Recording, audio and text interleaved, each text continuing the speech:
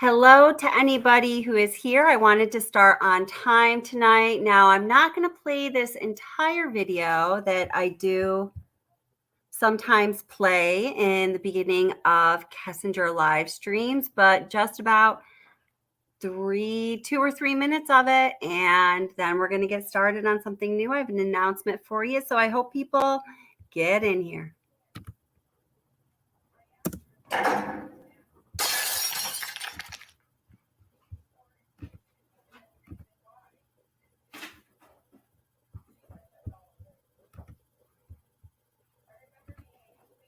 I have all these things that I can't tell you.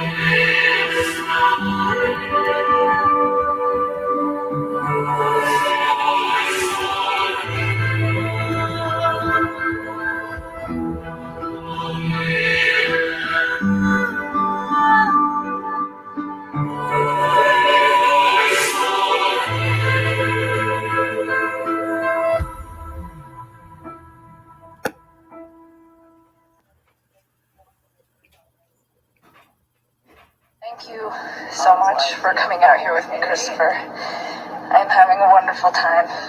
You mean a lot to me, and I'm glad that you're having a blast. I am so out of breath. Hi. It's me. You guys should call me back to have a chance. Hi. Hi. It's me. I miss your face. I was just calling to say hi. Call me back. Bye.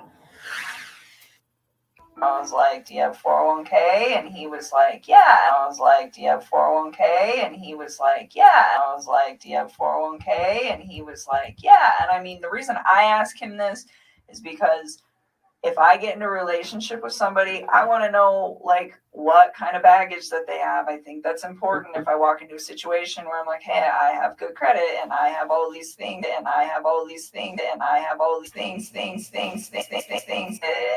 I have all these things that I can't tell you like the exact words of the exact conversation at the exact time and place, because it's like we had a lot of conversations. I mean, we talked every single day. So it's like I'm trying to help you guys with the stuff, like the stuff that's more current. I can give you guys a lot more like detail and exact times. When you're asking me about something that happened 6 weeks ago and exactly what was said, it's like, I mean, I'm sure I can give you a general idea, but to be honest with you, like to pinpoint exact words, it's not going to happen.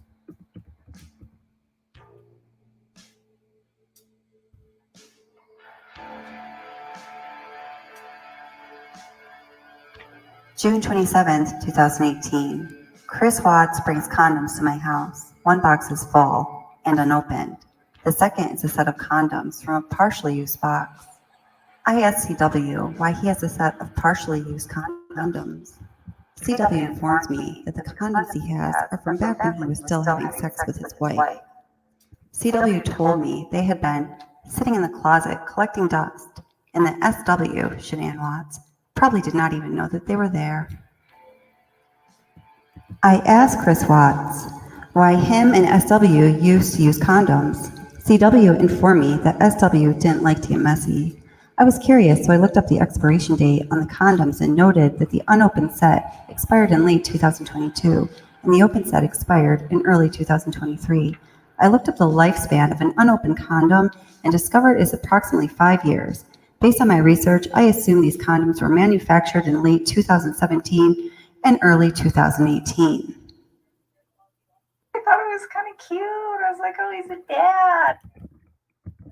I was like, do you have 401k? And he was like, yeah. I mean, when he was with me, I considered it to be fairly healthy. It was open communication.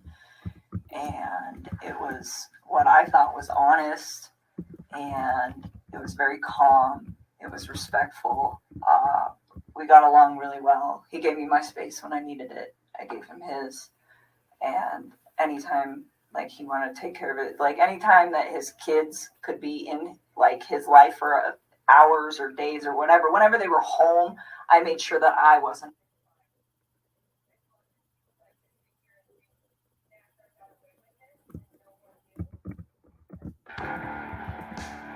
Anytime that his kids could be in like his life for hours or days or whatever, whenever they were home, I made sure that I wasn't.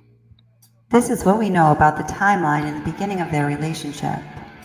Watts receives his first email from Kessinger on June 12th. It says, "Chris, thank you for being honest with me this morning. Truthfulness is so underrated in our culture. Saludos cordiales, Nikki." On June 14th, 2018, Chris Watts enters his coworker Nichol Kessinger's contact information into his work phone for the first time.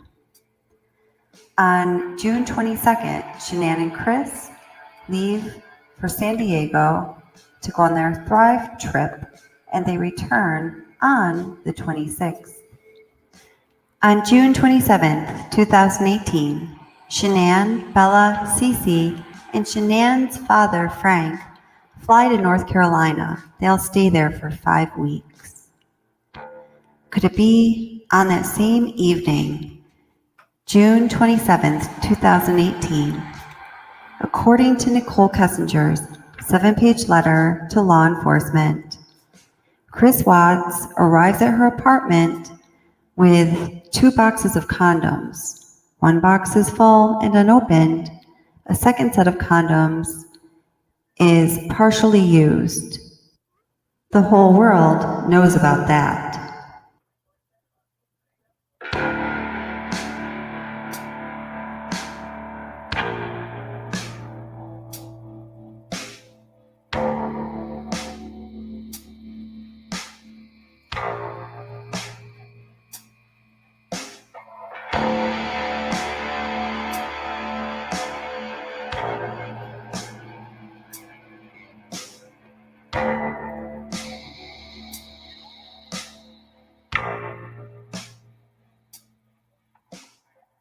It was very calm. It was respectful. We got along really well. He gave me my space when I needed it. I gave him his.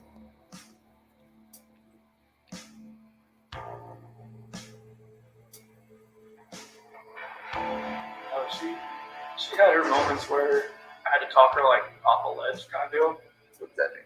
Like, I guess after the fact, there was like videos of her that she was like recording herself because she was like bipolar or something. I don't know that. But there, it's like she would get worked up about nothing. She would just like, she came to my house once because I think it was like July 4th. I didn't have to work that day. So I didn't like get up at like 4 o'clock and go home. And Shanann called me like 10 times in a row. And I didn't hear it because I was sleeping. I was just like, and she was pissed. Shanann was pissed. And like I called her on outside, like, where are you at? Like, what? Like I was like, I didn't have to work today. It's like he called me at like 5:30. It's like, the kids want to talk to you at 7:30. I'm like I was sleeping. She just like like, like, I don't know where you're at. And, I went back inside, told me, like, I gotta go. And she was just like, okay, are you coming back? I'm like, probably not. So wait.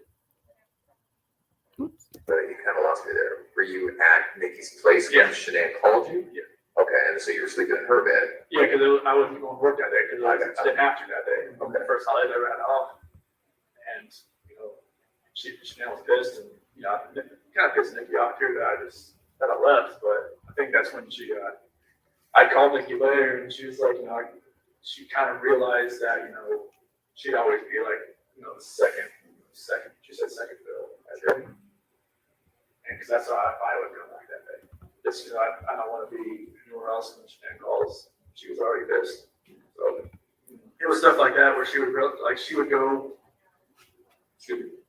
she said she would go on like websites and look at like, will a relationship work with somebody, like will a mistress work, will a mistress turn into a relationship? That's what Nikki was looking at. Yeah. She would tell you that, or you heard that? Okay. Yeah, she said that she would go on websites and look at stuff like that. Okay, so welcome everyone. Welcome Cat in the Hat and Utter Nutter, Pride or Honesty, and Nancy. Thank you so much, moderators, for being here. This was totally last minute, and I really appreciate it. You guys are awesome. Hi, Anaphylaxis. What kind of cookies are you making? I'm so happy you're here. Hi, Tracy Wheeler. Thanks for being here. Cat in the Hat, I said hello to you. I'm gonna say hi to you twice. Hi, Cat in the Hat. I love that name. Hi, Autumn. How are you doing? Thanks for being here. Hi, Karen. I'm not gonna say your last name right. So hi, Karen. So happy you're here. Hi, Wendy McKean. Happy you're here too. I'm happy all of you guys are here. Hello, Salon Savvy and Jennifer Hill and Mary. Nice to see you again. Jennifer Bradford. I know that giggle is god awful every time. Hello, Margarita and Jen, Goddess of Light. I love your name too. That's a good energy name. Hello, Jolene Jordan. Men. Oh my gosh. And StreamYard is here. Okay, very good. So I decided I just went ahead and played that whole intro because it actually segues right into what I want to talk about tonight. So over the past month or so, well, okay, know this about me as a creator. I always have a ton of different projects going on. I always have a ton of different videos in production. And in fact, I want to ask you guys about this tonight. I have 3 other true crime stories or cases that I've started videos on, and I want to get all of them out there. I'm still going to be doing Watts stuff, but there's other important things going on. There are other important cases. I'm particularly interested in, cases where there are still missing people, where there are still people that have not been brought to justice. And there are also, I was talking about this with Pride or Honesty once upon a time, a lot of cases right here where I am in upstate New York, local to this area, that have gone down, in my lifetime, but especially, maybe in the past 10 years or so. And I've had the opportunity to talk to people firsthand, investigators and just neighbors and people that know people, that relate to those cases. So I think that's a really cool dynamic that I want to, bring in to the content that I bring to you guys. So there's one case up here local to me. It happened in Owego, New York. This man named Cal Harris, he actually is friends with my mother. His family owns a large car dealership in this area. He's been friends with my mom since I think they went to high school together. It was actually on September 11th, 2001. His wife went missing, and this man was like tried, arrested. The conviction was overturned, retried. Like he's been in front of a judge like 3 different times. It's a really crazy case. I'm wondering if anyone had heard of it. Cal Harris, anyone? I'm working on that. And I'm also working on the Delphi case. Do you guys have interest in that? And Susan Powell. I don't know if you guys remember that case. I think it was back in 2008, mother in Utah, mother of 2 little boys. And it was just recently that they believe they may have found her remains in, what are they called? Like a mine out in the desert in Utah. And a case that I'm really interested in, the Michelle McNeil case. Dr. McNeil, Michelle McNeil. They had 4 children of their own. They adopted 4 children. 3 of them were from the Ukraine. And, well, you're just going to have to watch the video. That should be the next one out. So hi, DTC Primetime. Hi, Pamela. How are you doing? Hi, Donna. How are you doing? Welcome. So what I've been working on relative to the Watts case for the past month or so, as there's been, there's always a lot of material out there about Nichol Kessinger. There is some fact and there's a whole lot of fiction. There's a lot of conjecture and there is a lot of speculation. And unfortunately, there's a lot of incorrect information out there. So, Natalie Holloway, that's a great one. Yeah, that's a good one. Definitely. Very interested in Delphi. Oh, thanks, Pride. You can thank Pride or Honesty for that one. He turned me on to that. And with the Delphi case, I'm just having a hard time kind of sorting things out to create some focused videos because it's just so convoluted, right? But in regards to the Watts case and Nichol Kessinger, I've personally been on a mission to sort out the fact from the fiction and, bring you content that is factual. So as I've been doing this, I always like write in little notebooks. I have a whole notebook of Nichol Kessinger stuff. I have a million files on my computer. So what I started to do, kind of as, is this going to be one of these projects that I star and, maybe dwindles off, is doing a full documentary just focusing on Nichol Kessinger, as it relates to the Watts case and her part in this tragedy, her part in, her relationship with Chris and the buildup to the tragedy and, the part that she may actually have taken in the tragedy itself. So, hi, Susan Hughes. Great to see you. Welcome. I'm so happy you're here. Oh, that's awesome. Virtual hug to you too, sweetheart. So I've started to put that all together and I'm going to start to put out pieces of this. I'm calling it I'm calling it the official, but it's a actual documentary. No fiction, no myths, no speculation, no rumors. Everything that is included is something that is going to, that is proven. There's evidence that supports it. Or, sometimes in documenting something, you have to discuss theories because if you're documenting something, there's curiosity about it, right? So it'll be stated, when facts are not facts. So I don't know if any of you happen to see, I put out a video earlier today that is the timeline of Nichol Kessinger from Sunday evening into Monday, August 13th through the day.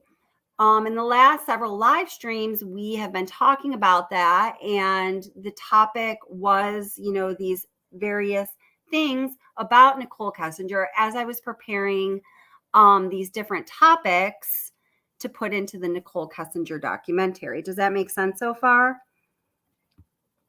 Oh, I have a theory. Haha. Yes, TCT Prime. You have good theories. You have factual theories. I like that.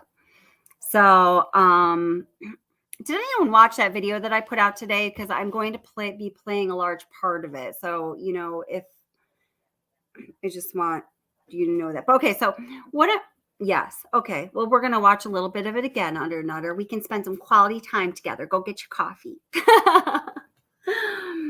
All right. So, I think that, most of you here have been following the Watts case. And I know most of you here, some of you are moderators for AD's channel. Welcome. I love AD and I love you mods. And, thank you. And what was I going to, I don't know. So anyway, I'm going to play something for you. So what I'm going to, I know. As I've been doing these live streams, like the last 3 live streams that was a content preparing for the documentary, there's been a lot of questions, confusion. And as those questions and confusion have come up from subscribers and viewers, I've been taking note. I've been sorting things out and ironing things out for us, because my mission is to see things clearly, because only when we see things clearly can justice truly be served, right? So, okay, so I'm going to share this with you. So this is the Nichol Kessinger timeline from Sunday evening into Monday. And then there's more.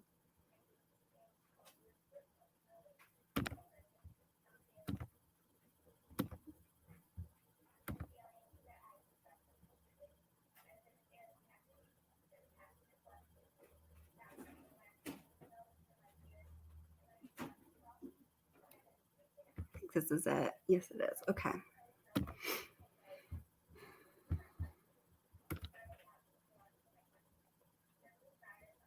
Ooh, I don't like being next to Chris Watts like that. That freaks me out. Okay.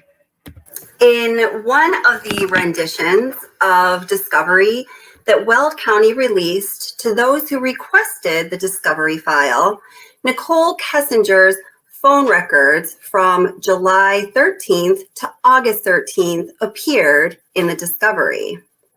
It was only a couple months later that we found those who requested the Discovery file got a rendition of the Discovery file that no longer included those phone records from July 13th to August 13th, which really, those are the relevant phone records that anyone would want to see when parsing through this case.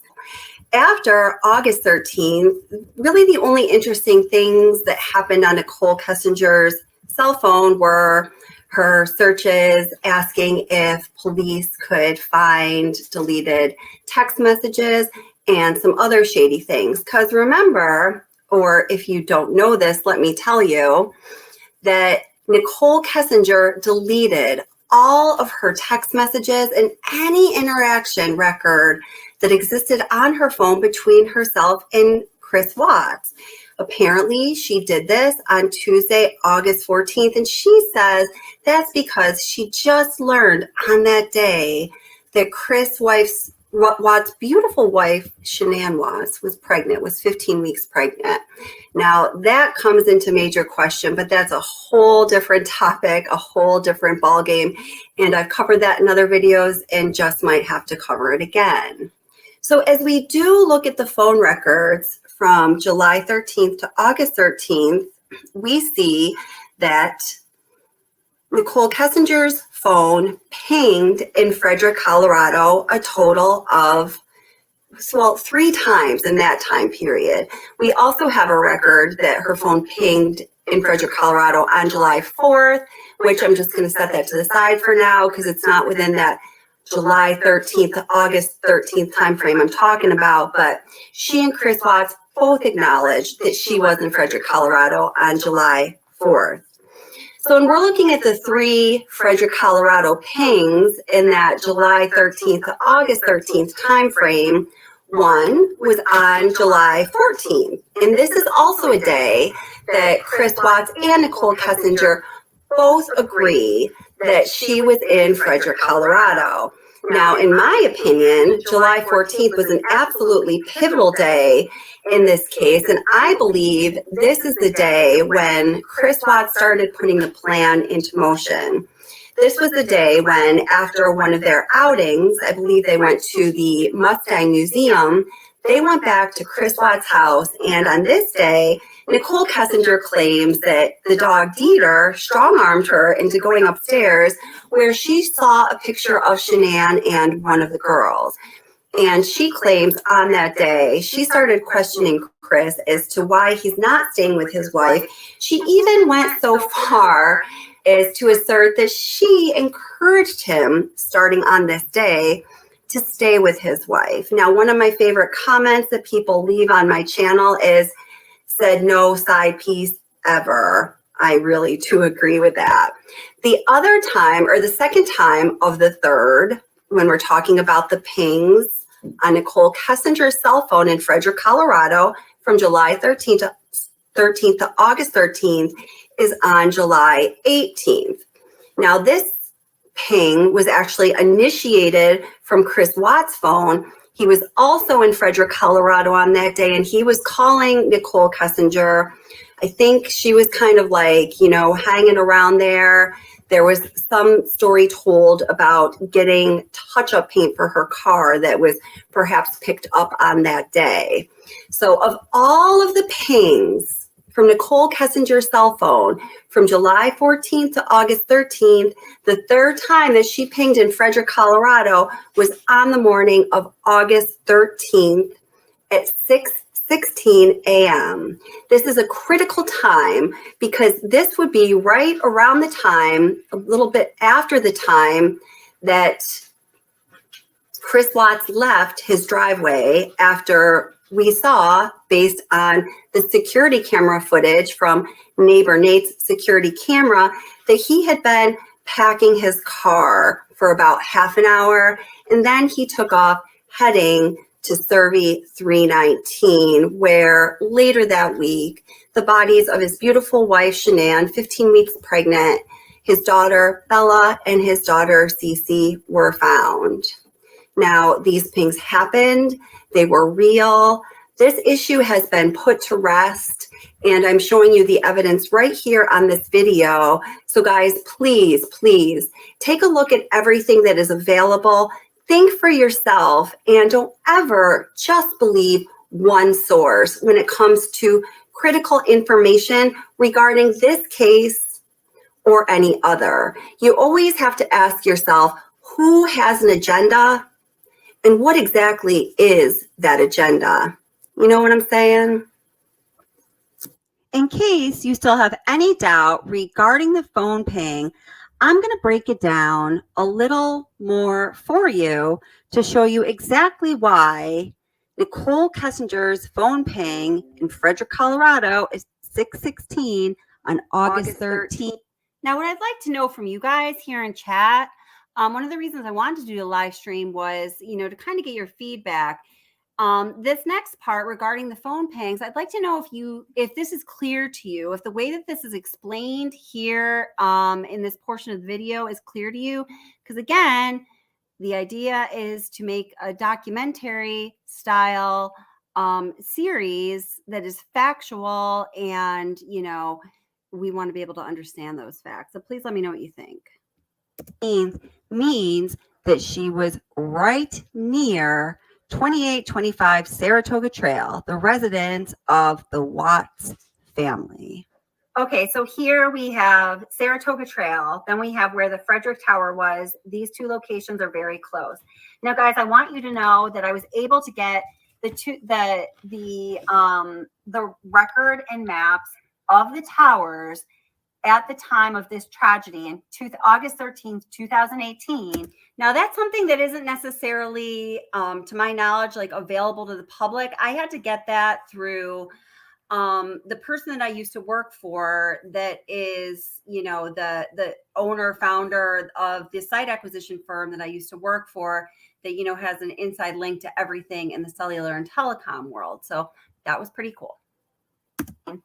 And the towers that I have depicted on my visuals are towers that service Verizon, which was a carrier Kessinger was using. Okay, so down here where the little red marker is, that's Kessinger's residence. So her route to work up in Platteville is as shown. Over to the right, up to Platteville, takes a total of 33 minutes. You'll see right about in the middle of that map, you'll see Frederick, okay? Now, what we're doing, guys, is we're zooming in to this full route, 33-minute route map, okay? All right, so here it is. So you see next to this highway here, I have all these pictures of super cool Kessinger at the sand dunes. So that's just indicating that's her route going, you know, from the bottom of the screen upwards. Now you see over to the right, there's 1, 2, 3 towers with the pink arrows pointed towards them. each of these 3 towers service Verizon, and they have bandwidths that are strong enough for sure to be favorable to pick up a signal of somebody traveling on this highway. The bandwidth probably is such for the highway traffic. Now you see the red arrow, the large red arrow here points to the tower that she pinged off of, okay? So just imagine Kessinger traveling along this highway that's highlighted in green right next to her picture. Just look at the distance of a car traveling on that highway, the distance from that car to the Frederick Tower or that car to any one of the towers to the right. The distance to the towers on the right is a lot less with a strong enough bandwidth than the distance of somebody traveling on that highway to the Frederick Tower. So what this tells me, really beyond a shadow of a doubt, is that she was right in the vicinity of 2825 Saratoga Trail. So now let's move on to the 111-minute phone call and NK's personal timeline from that Sunday night, August 12th, into the morning of August 13th and into later that day, Monday, August 13th. So, as I looked through all of Kessinger's phone bills, her phone bill from the dates of July 14th through August 13th, what I did was I looked at the longest call on each of these, pages of her phone bill. So I just want to note that the 111-minute phone call was really out of character for their conversations. This wasn't their normal pattern of talking to each other. So I went through and I looked at the longest phone call that NK held on each of these pages and the longest phone call that she had with Watts on each of these pages. And we find that, other than the 111-minute phone call, guys, the next 3 longest calls lasted 51 minutes, 52 minutes, and 54 minutes, respectively. So you see, that's a really long phone call. We could probably say, because there's only a short period of time that we don't have their phone records, according to when they say their relationship was occurring, it's probably safe to say that was the longest phone call that they ever had. So even when you look at this little ping information, this little, unofficial timeline here, we see that their 111-minute phone call pointed to by this big red arrow starts at 9:28 that Sunday evening, August 12th, and it ends at 11:19. There's no activity on NK's phone until the 6:16 a.m. ping the morning of August 13th, we see right here, when she had a 1-minute phone call to her friend Jim, is highlighted in yellow. The next activity, guys, on her phone was not until 2:28 p.m. And that call was initiated in Platteville. That's where she works. And again, this is a very unusual pattern for NK to not have any activity on her phone throughout the whole day. So now I also told you guys that the 111-minute phone call was conspicuously missing from the official discovery timeline. So just let me show you what I mean here. So here you see where this is the official redacted discovery. So you see right here in the middle of the page begins August 13th. Well, if you just go up a little bit, you're going into August 12th. Now, I want you to see how they included like everything that happened on August 12th. Everything that Chris Watts did on August 12th is in this discovery. Look at this is a lot of information as compared to the other dates in the official timeline in the discovery. It's like 5 or 6 pages long, okay? So look, August 12th starts right here. We have everything that Watts did starting at 7:32 a.m. that morning, okay? So now if we go back down or up or down, I'm scrolling down, but we're going up in time, right? We get to the evening. So at 21:13, so that would be at 9:13. We see that Shanann sent a message to Addie explaining things. At 21:29, which is 9:29, we have Shanann made an unanswered call to Watts. Well, the reason that likely is, my friends, is because a minute before that, at 9:28, or in military time, 21:28, that's when that 111-minute phone call began. There is no mention of that phone call here in the official discovery. I just find that to be a conspicuously missing piece of information. So I don't know if anyone has any comments or questions about that. I'd be interested to know what you think about that. I mean, every piece of information that man did that day, other than this phone call, is here on Discovery. So let's hear what Chris Watts and his former mistress, Nichol Kessinger, have to say about that 111-minute phone conversation that was much longer than any other phone conversation they had ever had. Notice how they use a lot of the same language, I meant to say. What were you talking to Nikki about before your wife got home? Before she got home? You talked for like several hours. I covered it, and we talked a lot. Conversations, and just random conversations. We talk a lot. Does Nikki know about any of this? Seriously. No, she doesn't know, like, I mean, she knows, like, from the news. Let's get to the phone call on Saturday from 9 to 11. What did you guys first heard me on Sunday from 9 to 11? Yeah, we talked a few times. So, Sunday, I think so. I need to think. I can't even think. Take a couple breaths and take a second. Sunday night. I don't even know. I don't think I was like concerned about anything at that point. You guys had had a nice meal the night before. You knew his wife was probably coming home late that evening. Oh, you know what? I still don't remember what we talked about. Honestly, we talk about so much random stuff. It's so hard to pinpoint some of these things. I don't remember what we talked about. I do remember that was a long phone conversation though. We probably talked about all sorts of stuff.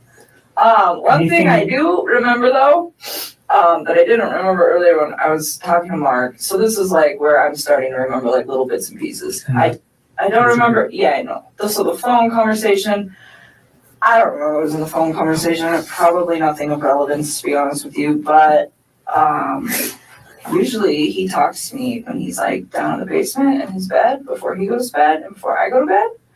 And I could hear the TV on, which I thought was kind of weird. I didn't ask him. I just heard it in the background. And I remember thinking, and it was right before we got off the phone. I was like, why the hell is he up? And there's no TV downstairs. So I was well, maybe, I don't know. So no TV in the basement where he usually calls you from? Yeah, and I don't know how many TVs they have.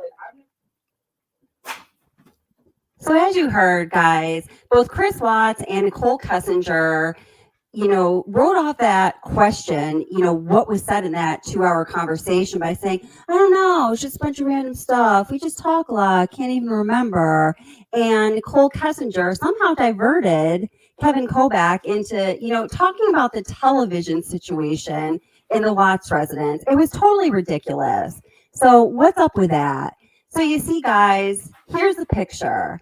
The reason Nichol Kessinger is so suspicious is due to her deleting messages, breaking her SIM card, lying about why she did that, lying about knowing that Chris Watts' wife, Shanann, was 15 weeks pregnant, and a whole host of other things. The 6:16 a.m. ping, the 111-minute phone call the night before, well, actually, the time during which Shanann Watts was supposed to be returning home to her husband, the phone call that was longer than any call they had had before, at 11:25 on neighbor Nate's security camera footage. You see headlights driving by the Watts house. That's right after their phone call. I didn't even include that in this video. We can talk about that another time. And then after that 111-minute phone call, no activity on her phone until the 6:16 a.m. ping that I showed you was right near the Watts residence And then after that 6:16 a.m. ping, no activity on her phone until 2:38 p.m., which is totally unusual for Miss Kessinger. And she has no alibi for that morning. There's no record of her punching into work, only punching out. So guys, seriously, what's up? That's the whole deal. I hope you understand things a little bit better now. Please leave a comment. Let me know what you think. If you have any questions, go ahead and ask them. I'll be monitoring comments on this video, or you can always email me at whatsobsession@gmail.com. Thanks so much for watching. Please click like and subscribe, and I hope to see you again soon. Yeah. Take care, y'all. Yeah, y'all. All right. So, whoops. Did I stop? Whoop. Okay, so make sure that doesn't keep playing. Okay, so first of all, Aussie Girl Jen. Jody is cool is blocked from this channel. Don't want her to be blocked. I love Jody is cool. I don't know why that is. I am jotting that down right now, and I don't think I can do anything about it while I'm on the live stream. But as soon as we're done here, I will go in behind the scenes and, specifically make sure she is allowed, because I would love for her to be here. So Jody is cool. I'm sorry that you can't. I'm sorry that you're blocked. I don't know why that is. Sometimes accidents happen. I'm so sorry, sweetheart. Yeah, no, we really don't. I think there's like a total of 5 people blocked on this channel. I check it occasionally. I mean, there's really never a need. Actually, they're all, never mind. You all know who they are. Anyway, 2 nights to block someone. Well, I like to allow people to speak their mind and whatnot. The people that are blocked are primarily other creators and people that are closely affiliated with those channels who got beef with me or something. So, but they got alts. So anyhow, did that all come across as being clear to you guys? I think it's pretty clear. I want to get to a couple of questions here. Jennifer Bradford says that's supposedly the last time she talked to him before his family goes missing. Anyone can tell you that any trauma phone call conversations become extremely clear. Yes, you go over and over them. That is such a great point, Jennifer Bradford. In one of my very first videos about Nichol Kessinger, it's like way back in the beginning, like last May, I made a very specific point of saying just that. And I talked about the actual psychological mechanisms that, activate in your brain when a trauma situation occurs. And, usually, unfortunately, if it's a trauma situation, that memory is like burned in your brain with great clarity for a very long time. That's a really awesome point. Yeah, really awesome. Does anyone want to come up here on panel and share anything? Chat. I've got some stars, Melissa Man, DCT, DTC. I always want to say DCT. Why is that? I heard another creator doing that as well when they were addressing you, my dear. And I don't remember who that was. So, okay. Oh, yeah, I don't remember who it was. Let's see. Oh, Molson Man making light. Jody is cool, serving time in YouTube jail, and she's innocent. I know. Justice must be served. We've got to get Jody is cool out. Jody is cool in my book. Yes. Yeah. No. She's good. I've communicated with her like one-on-one. I'm good with Jody for sure. Yeah, she's good. Yeah, she's definitely innocent. Free Jody is cool. Let's start a movement, guys.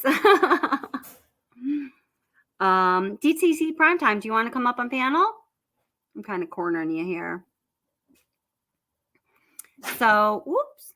That was just I don't know if you could hear that. That was a bunny hopping in their cage very loudly. Woohoo! Just going to give a minute for my I have to bounce out of next. You say that every time. That's okay. I don't ever want to pressure you. Yes. Yes. Another panel is calling. Yes. Melissa Mann, panel star. I know it's a little bit late too. Yeah, no, yes.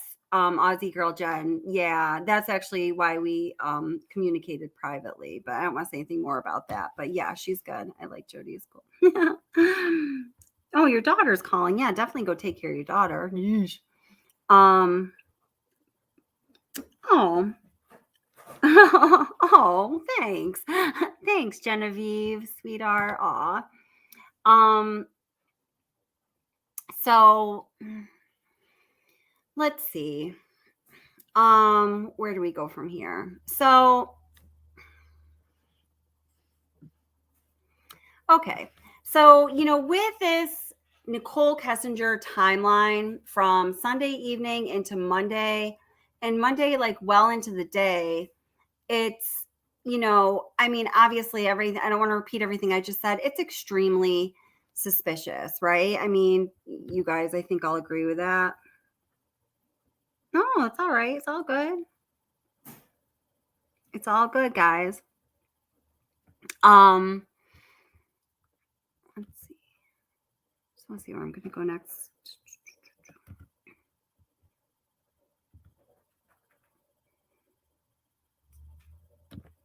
Okay, so let me close that tab. Just let me talk to myself for just 1 second here.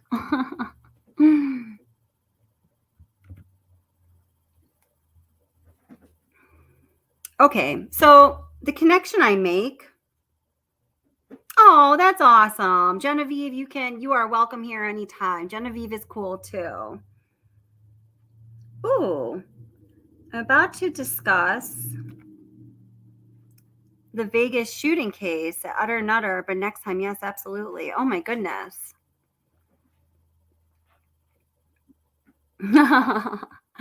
Okay. So that timeline of Nichol Kessinger, I think that we all can agree here. Hi, Amy Ramirez. Welcome. So happy you're here. Welcome. Hello. As I've indicated, I'm not sure if I said so in that segment, but many times in speaking on live streams and in my videos, in my mind, this all goes back to, well, it doesn't all go back to, in my mind, Nichol Kessinger was at least guilty of psychological manipulation that it at least enabled Chris Watts to be in a mind frame to, commit such an egregious crime, if that's how it went down.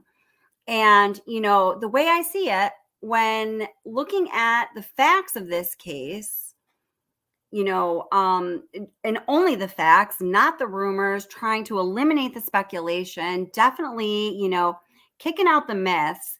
It all goes back to July 14th. Oh, I did mention this video, that day that they went to the Mustang Museum and they went back to Chris Watts' house afterwards. So we're going to do a little he said, she said here.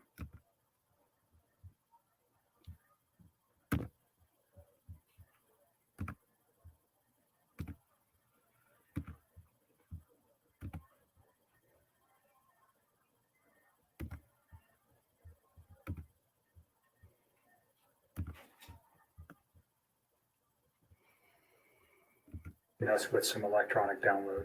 He's not going to look at your phone right now. He's going to put it on a disc and they're going to give it to me. Gotcha. I don't know anything. I really want to help you guys. I do. I feel like this whole thing is just going to be crazy regardless of whether I give you my phone or not. I mean, that's kind of how I look at it. Like, it's happening. It's going to happen. Well, the text reiterates what you've been saying all along, so it's not like... Well, they do. That's the other thing, too. I mean, that's kind of a good backup. Yeah, I'll give I it think to you hit the nail right on the head. There's reasons why we want everything. It validates things that we know.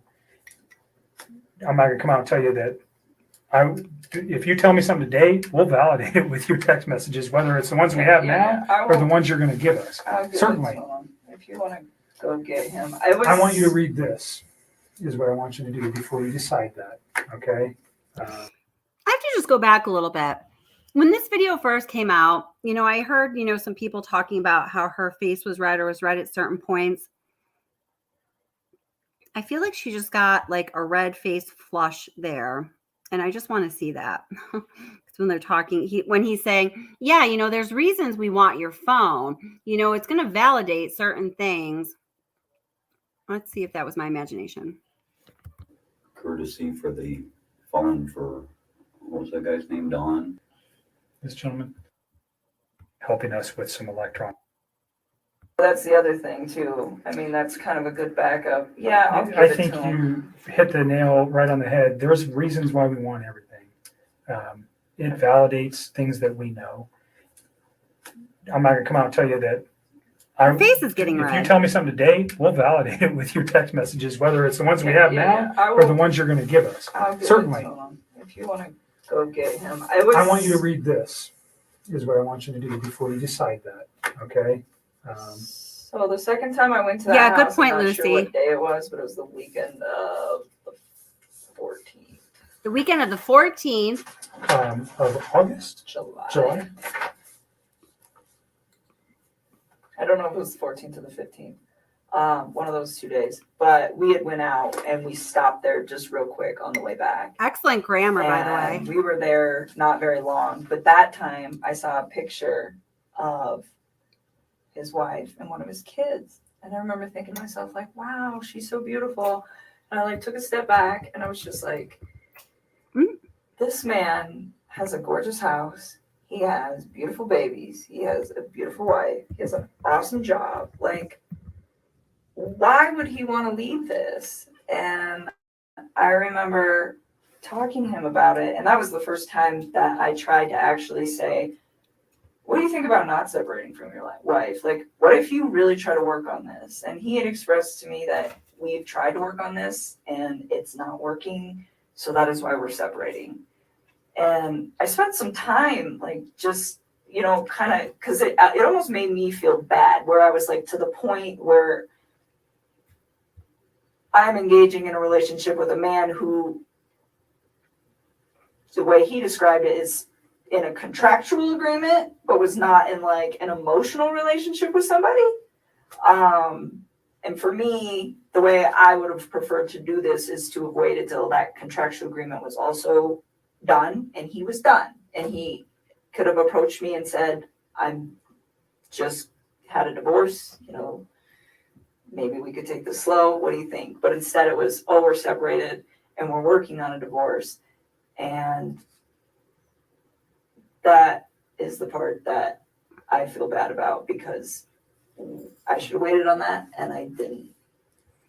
And I was just like, well, they're already there, so but then being in a house was just like, why? Wait. Find a way to fix this, make it work, and I was like trying to push him to do it. And the way I see that there, guys, is that, she's trying to justify this to herself and trying to I think she's already justified it to herself. I don't think she needs to justify it to herself. She's definitely trying to justify it to him. And when she says, and when I was in this house, I was kind of like, just like, gosh, like, just make it work. I think what she's really saying is like, gosh, Chris, just make this go away. You know what I'm saying? Like, that's just how I read her message there. And hi, Lucy Bumble. How are you? I agree with what you're saying for sure. And Susan Hughes, you just said something I really liked. Yeah, exactly. But she knew all this back before they dated. She said on her emails that you have a wonderful life. That's right. You have a wonderful life in this beautiful family, right? And why would she be saying that if you have this wonderful life headed for divorce and, a broken home for your kids? That's terrific. Please. That's just, not even. Hi, Bridget Rose. Nice to see you. Welcome. So we know what she says here. Let's go over to see what Watts has to say about this.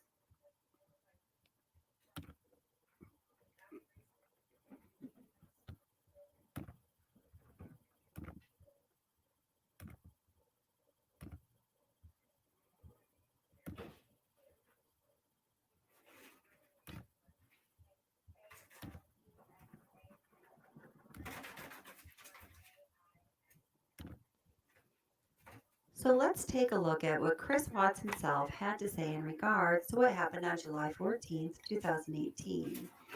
We get Chris Watts' account in kind of bits and pieces through his interview with Tammy Lee, Dave Baumhofer, and Agent Coder when they go to visit him in prison. And he does reveal a little more of what he says happened,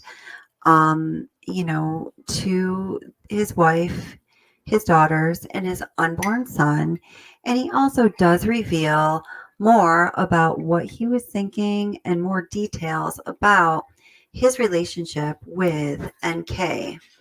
Now, this is all assuming that we can believe that some or all of this is true, which, anything that he says, we do need to look at with a skeptical eye, because a lot has been said and then retracted by him or disproven in another way. So, we've got to take it for what it's worth, basically. So he does say, he says earlier in the interview that he had to talk her down sometime. And just like with many of the other things that the investigator should have latched onto and asked more about, he just kind of moves on from that. He later does say to Tammy Lee, this quote here, she, talking about Kessinger, had her moments where I had to talk her off a ledge kind of deal. Okay, when, Tammy Lee asks him to talk a little more about that, he immediately goes into, now this is interesting, there were some kind of videos of Kessinger recording herself because she was bipolar. He goes on to say that his father, as an attorney, told him about a few of the videos Kessinger made where she was talking about being bipolar. He goes on to say she'd get worked up about nothing. And then he went on to talk about the times that Kessinger went to his house. In my opinion, all of these different things are not next to one another in the interview, coincidentally.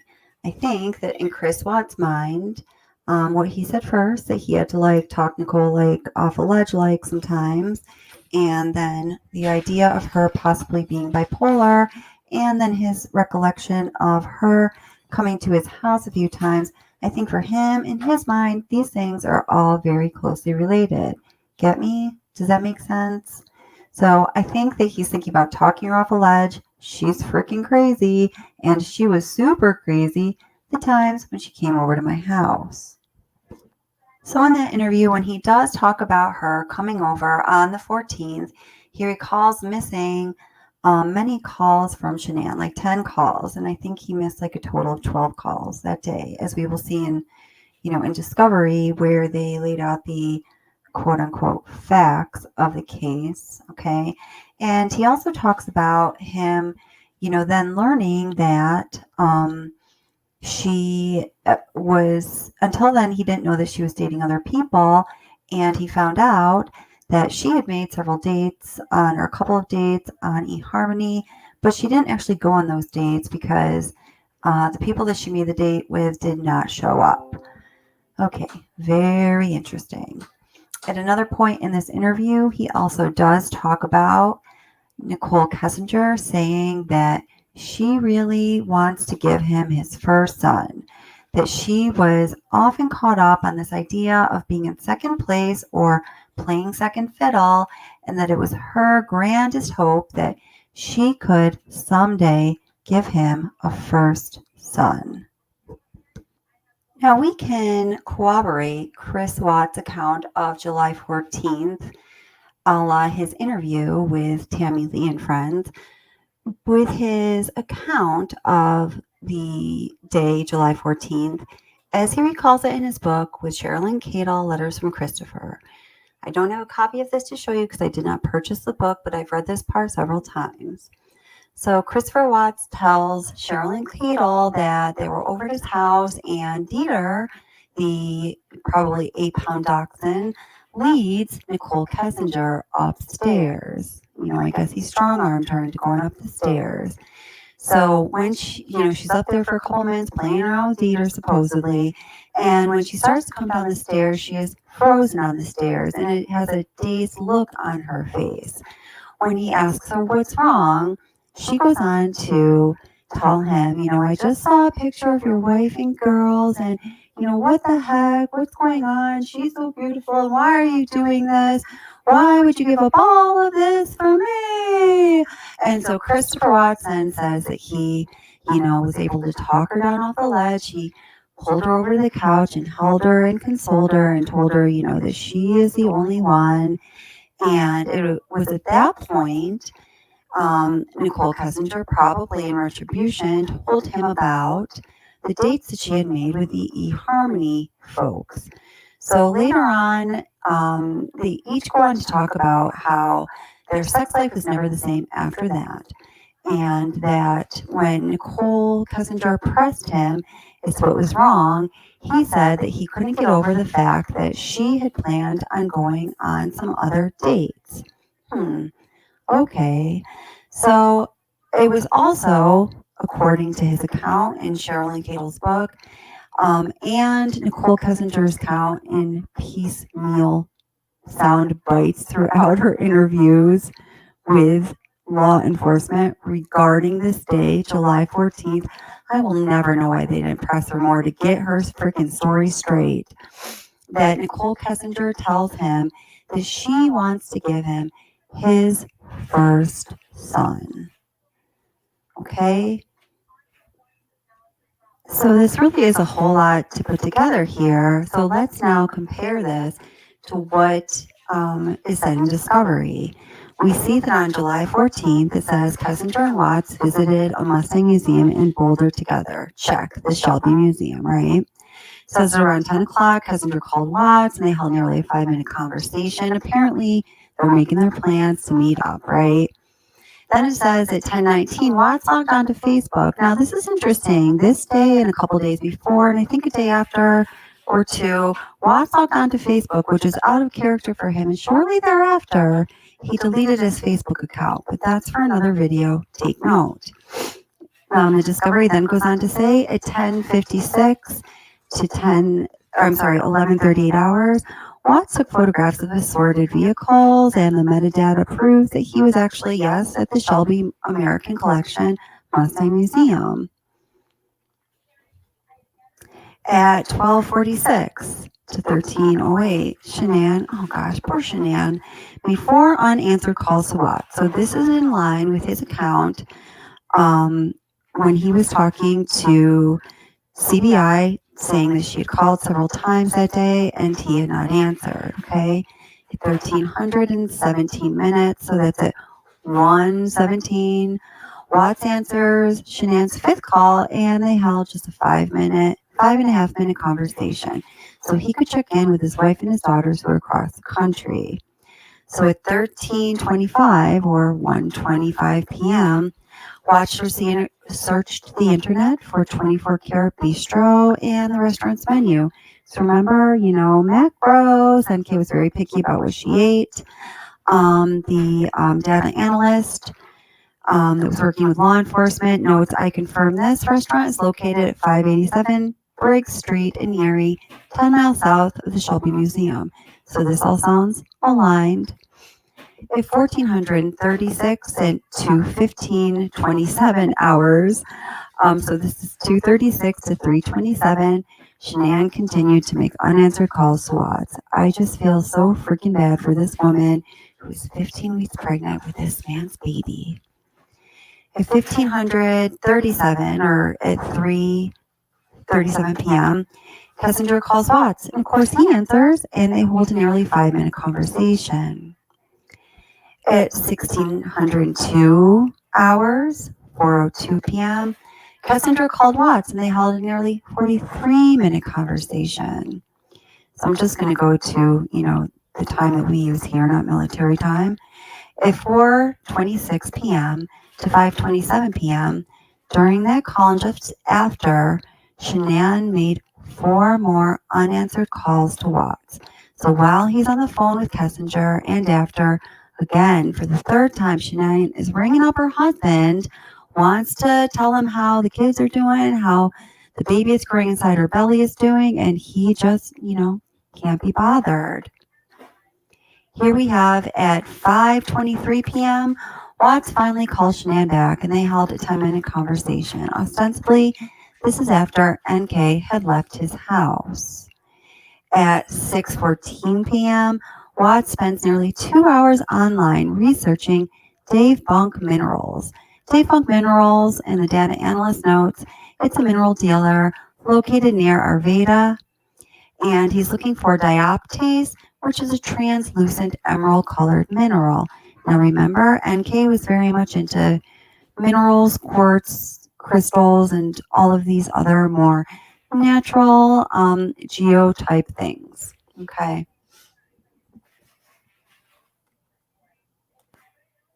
Okay, so it should be noted that also in Watt's account of this day, July 14th, 2018, as he's telling the author of Letters to Christopher, he says that, all of this, NK seeing the pictures, them talking about her making dates with people in eHarmony and not going, and then eventually afterwards, after what I'm about to mention happens, she telling him that she wants to give him her firstborn son. Nichol Kessinger got really pissed off, and she stormed out of the house, and she went and sat in her car, and she sat there, and they were texting back and forth or talking back and forth while he was in the house, and then eventually she came back in. Now, this just really reminds me of, I said this on one of my live streams, that I can remember doing something like this with my very first boyfriend when I was like 15 years old, and I would behave this way. If something was going the way I didn't want, I would, kind of storm out, try to be dramatic, make a point, and then, I'd return and want to be loved. Well, that was me doing that with my 15-year-old undeveloped brain and, learning how to be mature and act in relationships. And in this case, we are talking about a 30-year-old woman in a relationship with a married man with a family, definitely acting in this very childish way. So I think that some of this accounts for the conversations that they were having, during which time Shanann was calling and he didn't answer. She went and stormed off, sat in her car for quite some time, according to him, and then eventually came back in. That's when they had the conversation that ended with she telling him that she wanted to give him his first son. So now, guys, can't you just see all of that happening?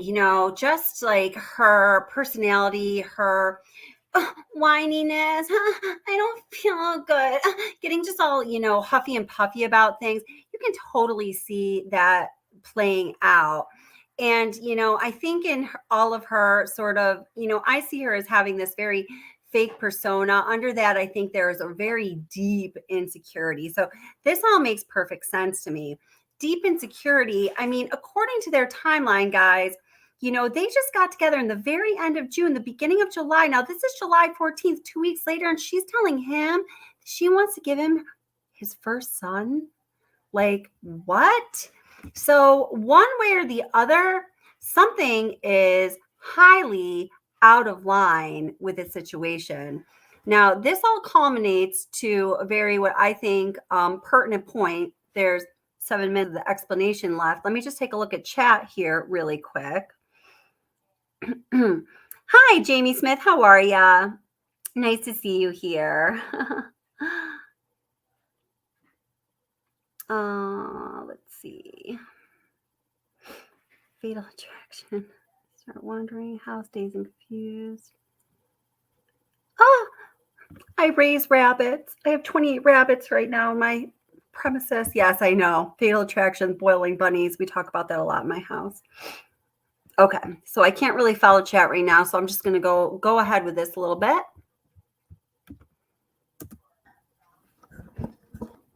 Now, what are we missing here? It seems like we're missing a piece of information, right? What else may have happened on this day? I mean, what prompted NK to go so far as to tell him that she wants to give him his firstborn son? I wonder.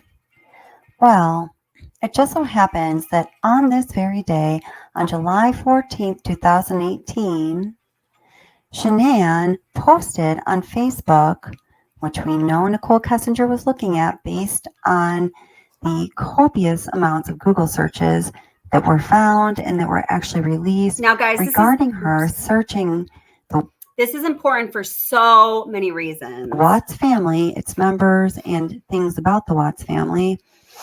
And Shanann Watts posted her first picture of her first little outfit that she had purchased for the anticipated baby Watts.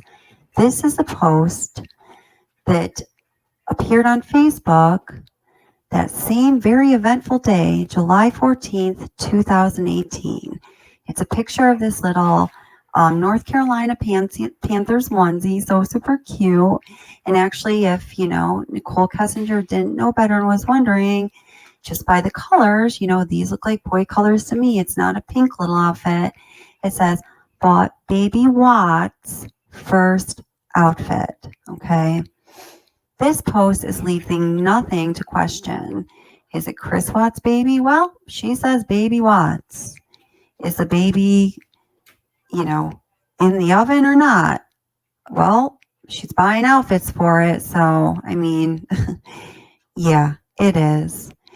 And if she were to surmise whether it was a boy or a girl, based on this picture, just when you're thinking our traditional baby boy blue or baby girl pink, this would look to me like it would be more of a baby boy outfit.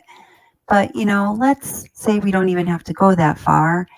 It is without a doubt a fact that Nichol Kessinger knew that Shanann Watts was pregnant because she had been posting about it for a couple weeks prior to this post. And from what we can tell, Nichol Kessinger was searching her on Facebook basically every day, searching her on Google, where her Facebook page would be the first thing to come up virtually every day. I am going to take a wild guess. It would not be a logical leap to say that Nichol Kessinger had already stalker searched Shanann Watts on this day, July 14th, and she saw this post.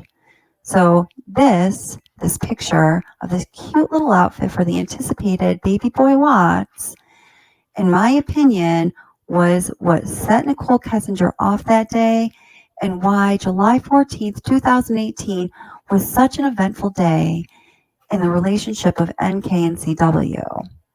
What I also believe to be true is this is the date when CW started to set his plan into motion. It was on this date he realized that his worlds were colliding, that he could no longer pull off this scheme of having these two separate lives, his life with his family and then his life with his lover on the side or happening at the same time or however he saw it. It is my belief that on this day, when his worlds came crashing together and his sweet little lover had basically a nervous breakdown for which he had to talk her down off the ledge, and she stormed out of the house and made crazy calls and crazy texts inside the house from her truck in the driveway to him for quite a while, that Watts was like, this cannot be my reality. This cannot happen. She is not going to deal with me having a family while she is in my life. I need to do something about it. It is my opinion that on this day, she gave him a super huge ultimatum, and he was left with the thought of, what do I do to, live the life I want to live? I can't have them both at the same time. It's got to be one or the other.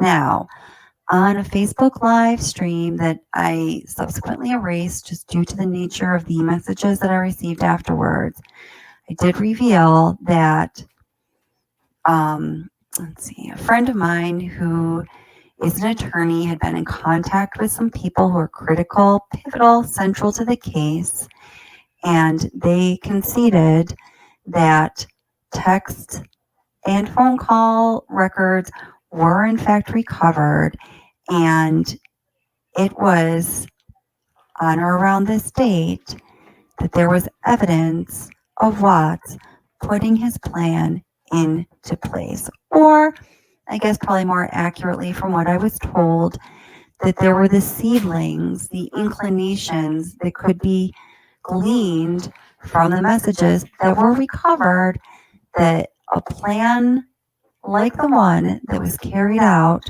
the week of August 13th, 2008, was in fact in place. How freaky is that? Now, I have some educated speculation as to how the 2-hour search Watts made for Dave Bunk minerals and dioptase fits into this whole scheme of what went down on July 14th. I was going to talk about it in this video, but okay, so I actually never did that follow-up video, but let me get back to StreamYard here and stop screen and let's see. Ocean's Daughter, hello, welcome, my friend. How are you? So nice to see you here. Aw. Let's see. So according to DTC, I got to pick up and chat somewhere here.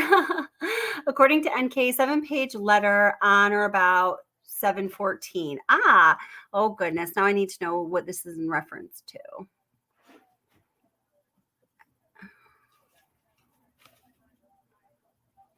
Oh, and it's not the North Carolina Panthers. It's the it's the college team. Let's see. Oh, on or about. Okay, I see DTC primetime. That's what she says. Okay. Okay, I gotcha.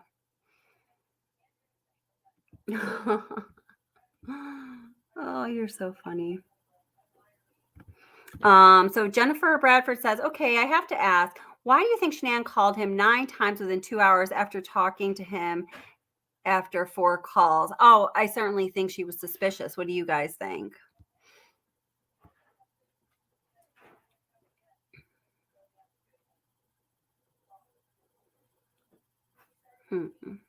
Let's see.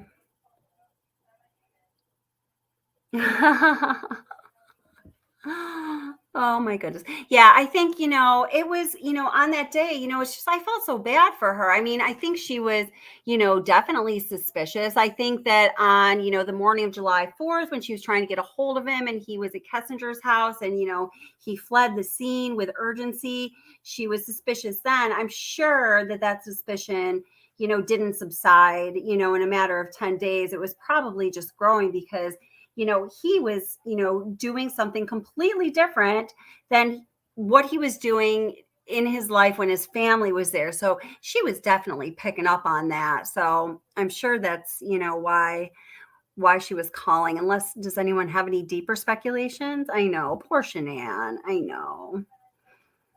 Oh, Jamie, you're so sweet. You guys are so fun. I have to tie a pork chop around my neck to keep my hubby around.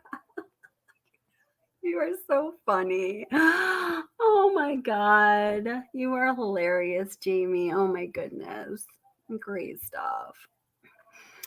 So, between guys, so it's, the events that happened. Okay, so it's the timeline that Kessinger and Watts proposed to investigators that clearly doesn't make sense. So they put forth a timeline where the actuality, the events that occurred don't make any sense. It doesn't follow their timeline. So everything is askew to begin with, and then there are, then we lead up to, well, according to their timeline, this was 2 weeks after they'd been together, these events of July 14th, which are events really that are like of a very intense relationship, not a dating situation that's only been going on for 2 weeks. But still, they are what they are. And I think NK is a very intense person. And, in my idea of what happened with, the psychological manipulation, that's when it was really laid on thick. And there's a whole, sort of timeline of events and, important moments that happened between July 14th and August 13th relative to Nichol Kessinger that I'm going to be covering in the Nichol Kessinger documentary series.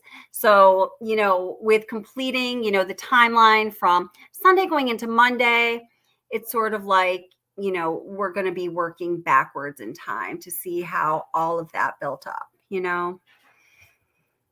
So, does anyone have any questions?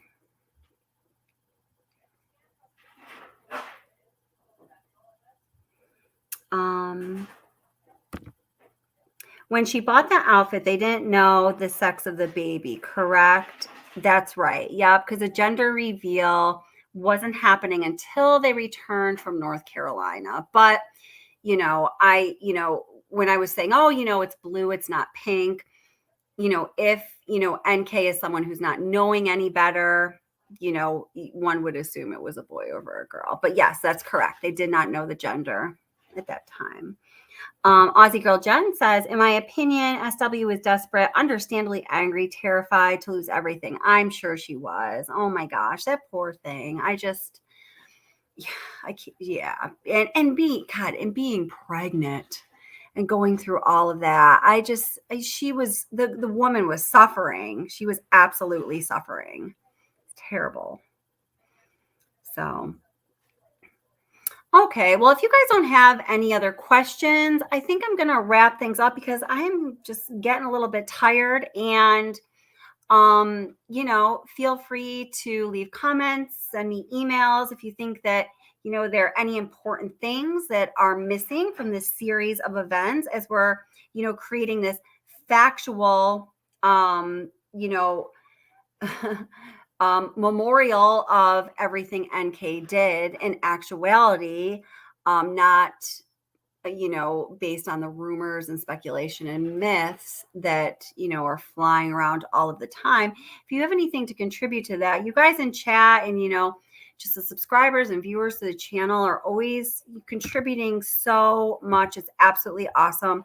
I would love to hear your input. You guys are the channel. So that's awesome. Yeah, Cat in the Hat. Your heart just breaks for her. Absolutely. Absolutely, it does. Oh, Jamie, thank you. Jamie Smith says, peace, love, blessings, and prayer to all. This is her other personality, not the one with the pork chop around her neck. You too, Jamie, sweetheart. You're wonderful. Thank you so much. Susan Hughes says, I believe Chris changed his mind about NK before SW went away the weekend. That's why he wished he had not gone out on Saturday night. I agree with you, Susan Hughes. I think that's what happened too. And according to his mother, doesn't she have, I believe that she has some things to say and some stories to tell that that corroborate that idea. DTC says, so yes, she knew on 7/14 Shanann was pregnant. Oh yeah, yes. Yeah, she absolutely did. There's absolutely no way she did not. There's just no way she did not. I mean, the amount, just the Google searches that were put into Discovery, are head turners. And that she was Googling everything. This was her habit. You can see her personality type. You can see her anxiety building. You can just, she has a behavioral pattern that is very telling. Let's say that.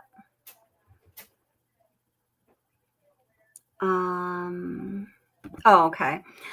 Tracy Wheeler says, what is your opinion of Chris introducing NK to Shanann on July 4th of 2017? I've heard that they were at the same July 4th gathering, and I don't know any more about it than that. I just heard that. I would love to know more if that actually did happen. I think that's really important, and that would be a really great thing to know. Does anyone know any more about that than I do? I don't know what the source is, if it's a reliable source or not, to be honest. Oh, you heard that from, maybe. I don't know.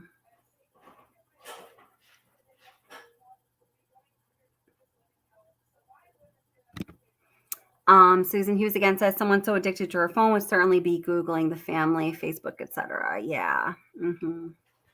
For sure. So, all right. Well, everyone, thank you so much for being here. You guys are awesome. You guys, I'm glad you're having fun in chat. You are awesome people. And I'm always so happy to see all of you here. And everybody have a wonderful night. Be safe. And we will see you again soon. And thank you so much, moderators. Thank you, Nancy. Thank you, Pride or Honesty. Thank you, Utter Nutter. You guys are awesome. Thank you so much. I'm going to go, Aussie Girl Jen, take care of Jody is cool right now and make sure that she is never, ever blocked again.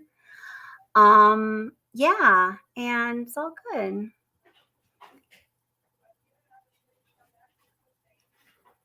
Oh, wait, hold it. DNA and what pipes? Is that like an actual, wait.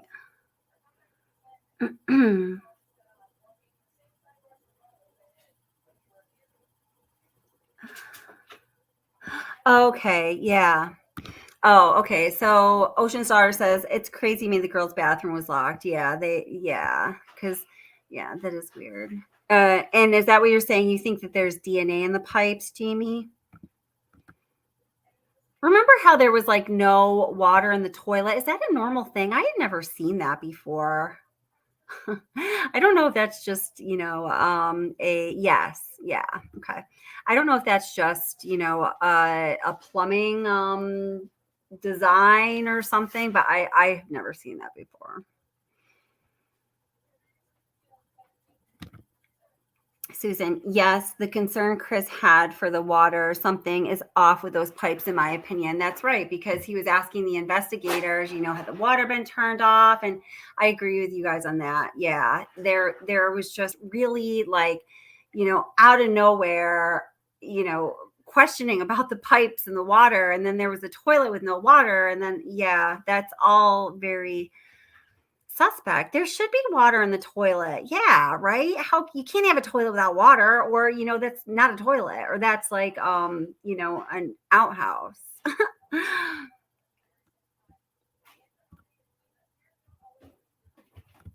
Oops.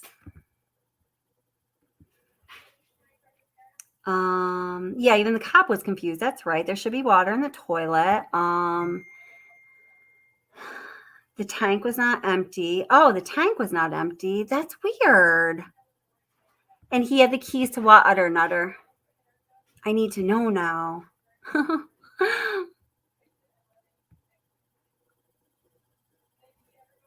Yep. And Nate had a message about the water from the Ruseks. That's right. Yeah. Yeah, that's right.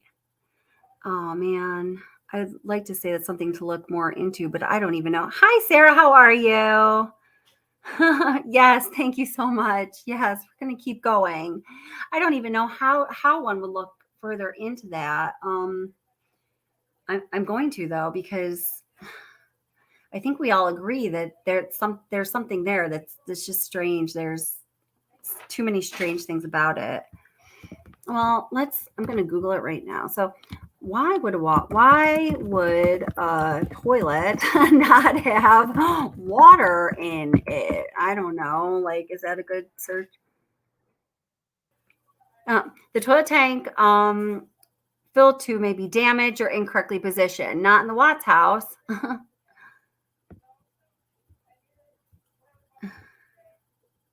No, in the this is water.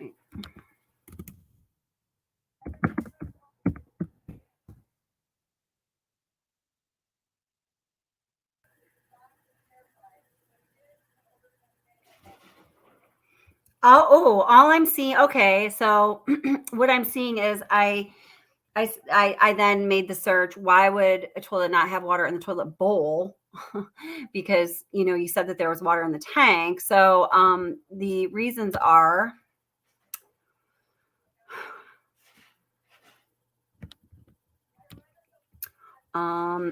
damaged fill tube, blocked sewer vent line,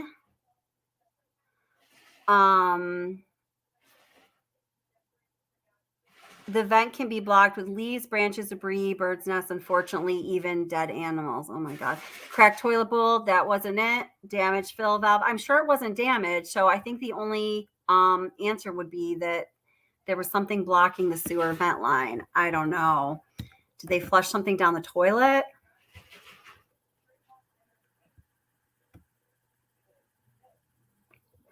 Oh, I love how you said commode after I just said toilet bowl, emphasizing bowl. Thanks for Thanks for that, DTC prime time.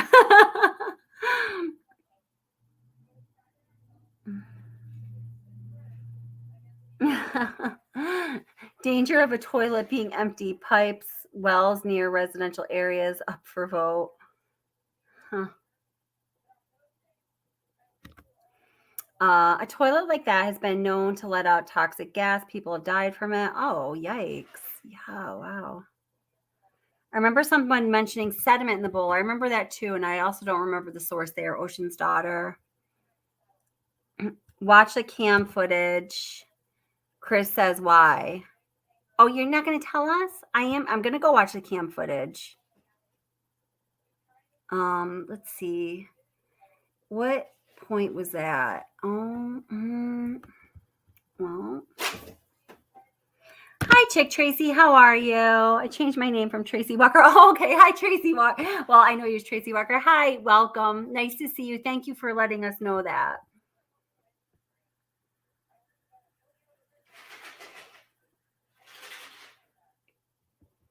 All right. Well, you know what? I'm going to go and research this. I am going to go probably right now, watch the security camera footage. Yeah, that's right. You're right. CW had key to bathroom, no water and toilet, and he asked about the pipes in February. It's exactly correct. Yep, that's right. And Nate had a message from the Rusiks about the water as well. Oh, good.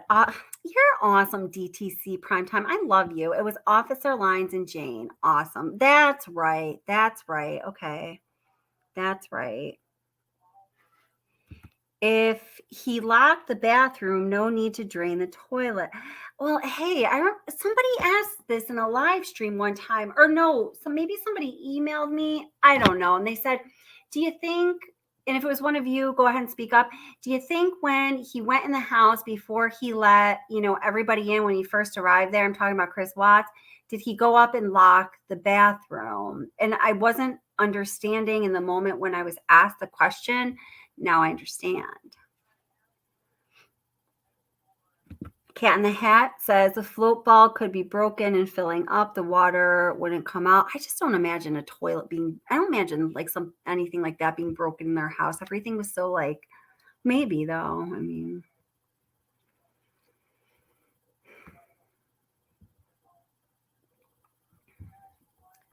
Well, you know what? Let's see. Whoops. No, that's us here. I can't let that play because it'll. Whoops. Okay. CrimeTube. CrimeTube is an awesome resource for things related to the Watts case, the interviews, the body cam footage. In fact, a creator that caused me a whole lot of trouble lifted his enhanced audio off of CrimeTube. Isn't that interesting? But they do a good job. Sometimes I think it's a little too echoey, but sometimes they have everything though. CrimeTube. I'm giving CrimeTube a plug. They don't really need it. They have a ton of views, but let's see.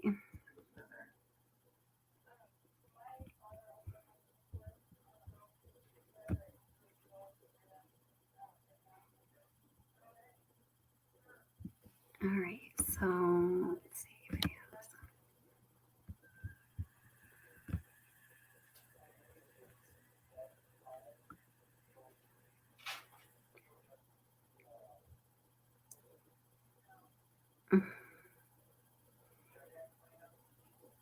Okay.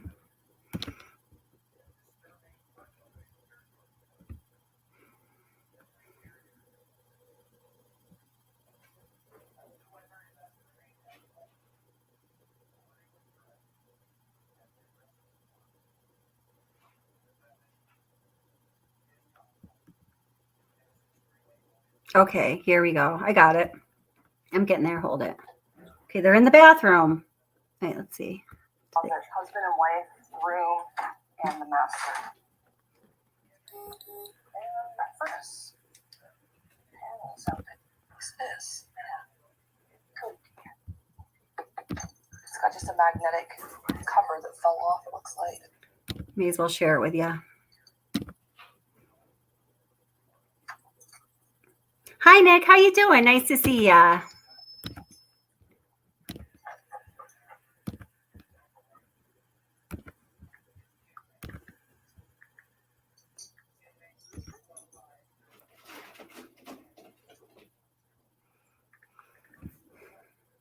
Okay, so they're okay. It was the girls' toilet bowl, right? Was it the girl? That they what? Car seats? They should. They're little.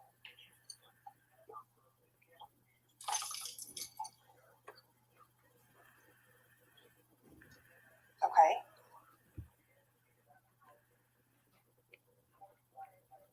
Okay, now they're down in the basement, so I got to go back. Okay, here we go.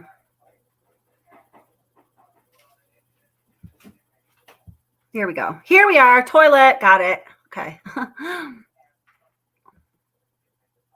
it is. I'm going to step back in the laundry room for a second. Okay.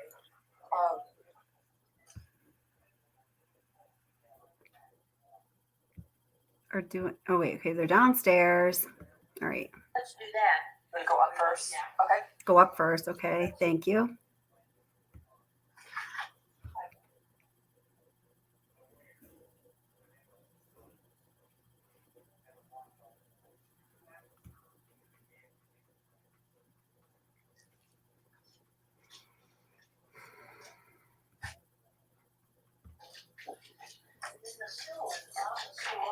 I don't know if it's rest or whatever. Look in the bottom of the stool there. There we go.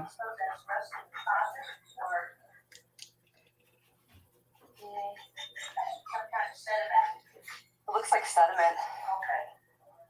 Because there's layers. Okay. Just because I know what's happened, you know, people's stuff.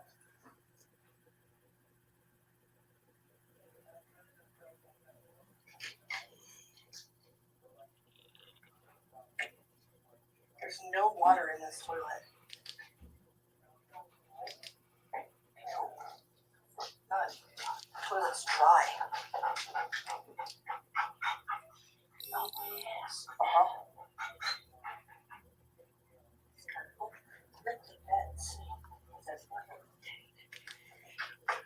Good thinking, Jane.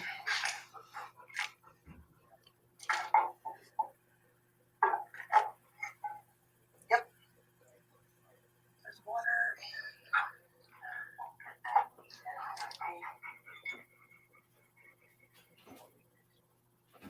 Not sure what that is. I say it's water. Not flush it, just try.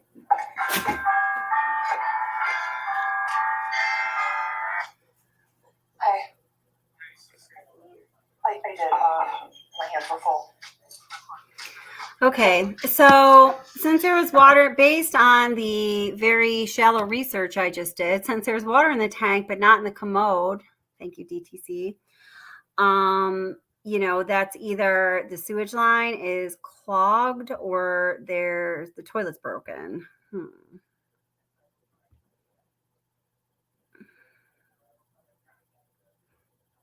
The bell noise was her phone.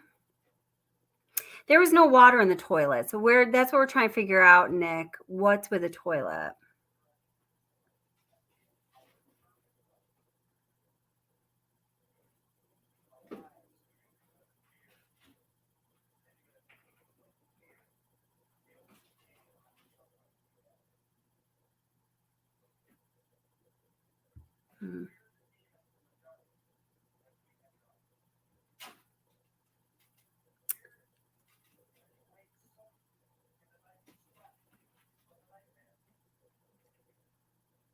I thought the male officer asked him to unlock the door. Let's see. I'm going back up.